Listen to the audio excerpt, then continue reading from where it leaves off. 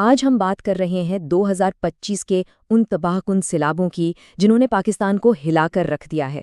یہ صرف ایک قدرتی آفت نہیں ہے بلکہ ایک ایسا قومی بحران ہے جس کے اثرات شاید آنے والی کئی نسلیں محسوس کریں گی۔ تو آئیے اس کی تفصیلات میں چلتے ہیں۔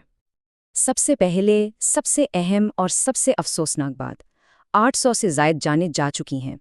یہ صرف ایک نمبر نہیں ہے، یہ پورے کے پورے خاندان ہیں، یہ لوگوں کی کہانیاں ہیں جو اس سیلاب کی نظر ہو گئیں۔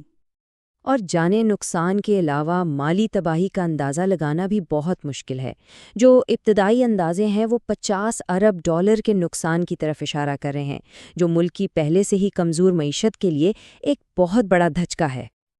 تو یہ سب کچھ اچانک نہیں ہوا۔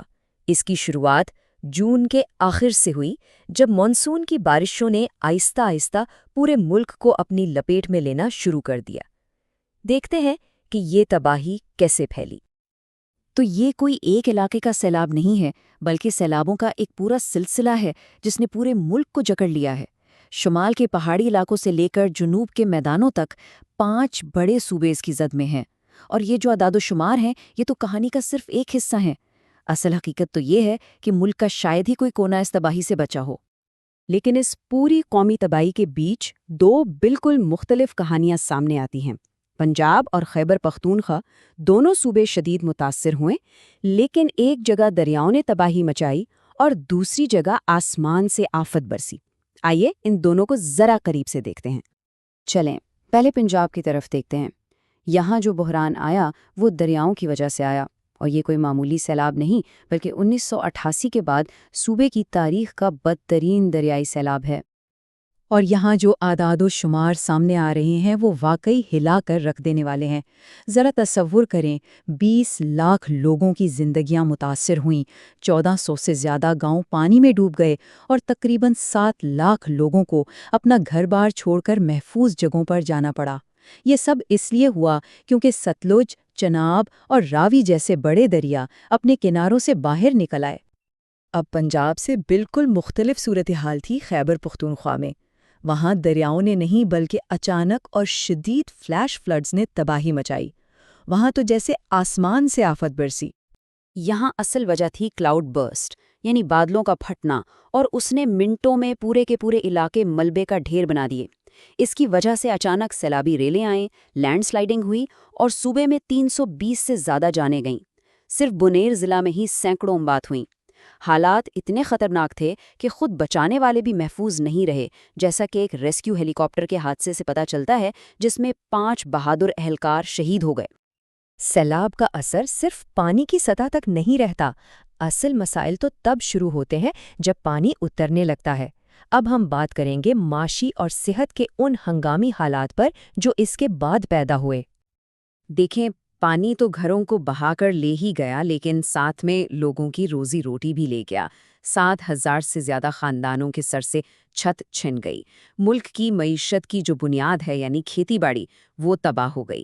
اور جب سڑکیں اور پل ٹوٹ گئے تو گاؤں شہروں سے کٹ گئے، جس سے بحران اور بھی گہرا ہو گیا۔ لیکن جب سیلاب کا شور تھم جاتا ہے تو ایک خاموش اور شاید اس سے بھی زیادہ خطرناک دشمن سامنے آتا ہے۔ سوال یہ ہے کہ جب یہ ٹھہرا ہوا پانی رہ جاتا ہے تو کیا ہوتا ہے؟ یہ رکا ہوا پانی بیماریوں کا گھر بن جاتا ہے۔ پھر وہاں سے ہیضہ اور ہیپیٹائٹس جیسی بیماریاں پھیلنا شروع ہو جاتی ہیں۔ ملیریا اور جلد کی بیماریاں عام ہو جاتی ہیں۔ سیالکوٹ جیسے علاقوں میں ہسپتالوں پر اتنا زیادہ دباؤ ہے کہ صحت کا پورا نظام ٹوٹنے کے قریب پہنچ گیا ہے۔ اتنی بڑی تباہی کے مقابلے میں ظاہر ہے ایک بہت بڑا امدادی آپریشن بھی شروع کیا گیا۔ یہ وقت کے خلاف ایک دوڑ ہے جہاں ہر گزرتا لمحہ قیمتی ہے۔ آئیے دیکھتے ہیں کہ یہ آپریشن کیسے کام کر رہا ہے۔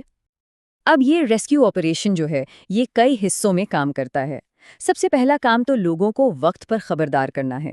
اس کے بعد لاکھوں لوگوں اور ان کے جانوروں کو محفوظ جگہوں پر منتقل کرنے کا مشکل ترین کام آتا ہے۔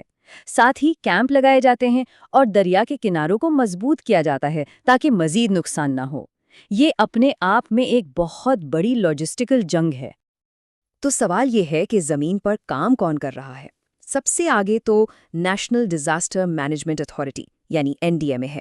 لیکن ان کے ساتھ ساتھ صوبائی حکومتیں اور خاص طور پر پاکستان آرمی، جن کے جوان کشتیوں اور ہیلی کاپٹروں کے ذریعے لوگوں کی جانیں بچا رہے ہیں، یہ ایک مشترکہ قومی کوشش ہے جس میں ہر ادارہ اپنا کردار ادا کر رہا ہے۔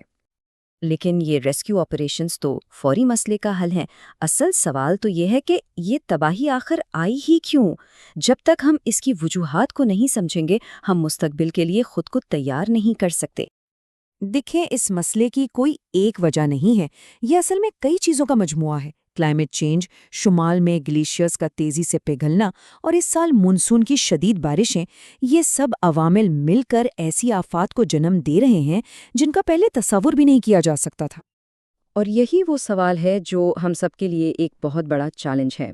جب ایسے شدید موسمی واقعات نیو نارمل بن جائیں تو کوئی بھی ملک خود کو اور اپنے لوگوں کو آنے والے وقت کے لیے کیسے تیار کر سکتا ہے؟ اس کا جواب طویل مدتی منصوبہ بندی، بہتر انفراسٹرکچر اور موسمیاتی تبدیلیوں کے مطابق خود کو ڈھالنے میں ہی ہے۔